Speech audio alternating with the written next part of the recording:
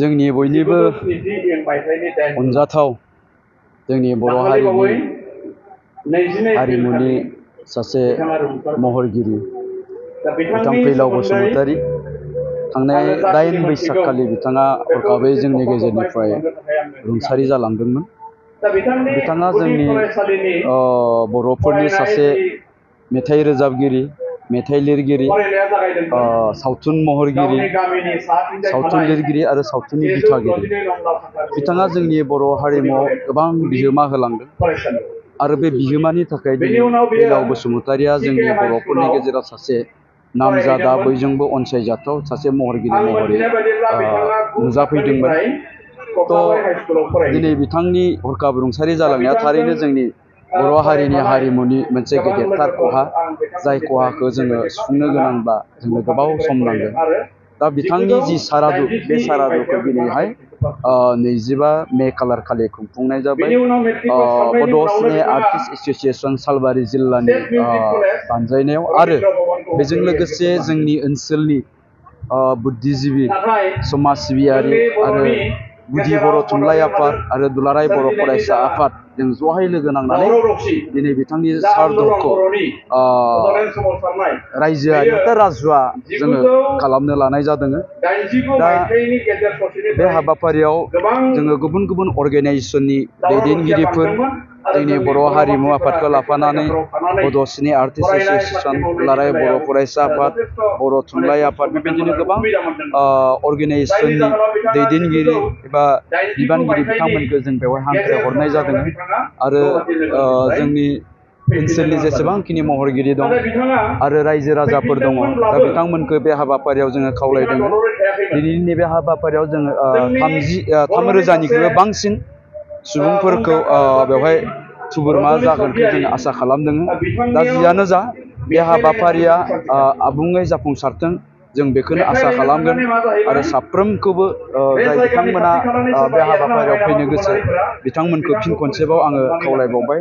दा जियानो जाथों, रुंसारि फैलाव बसुमतारी बिथाङा जाहाथे सोरगोआव आलो गोजोनै थाहैनो हायो आरो बिथांनि सोरजिलांनाय आरो बिथांनि जा बिहोमा हारिमुआव, बे बिहोमाया अराय गोथां जानानै थाबाय थाथों आरो बिथांनि बे मावखान्थिया जाहाथे जोंनि इयुन जोलैफोरनि थाखाय मोनसे थुलुंगा जानानै थागोन, आं बेखौनो आसा खालामगोन।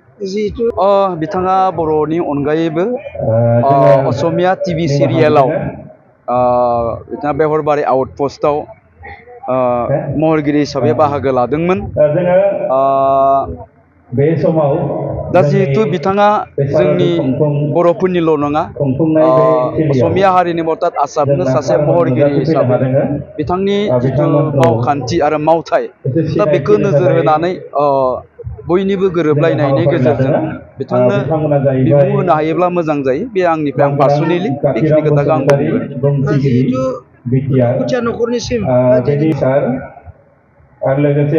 जोंनि दुखु मोननायखौ जोङो बिथाङा जे दिनखालि रुंसारि जादों अब्लानो जोङो फोरमायहरदों।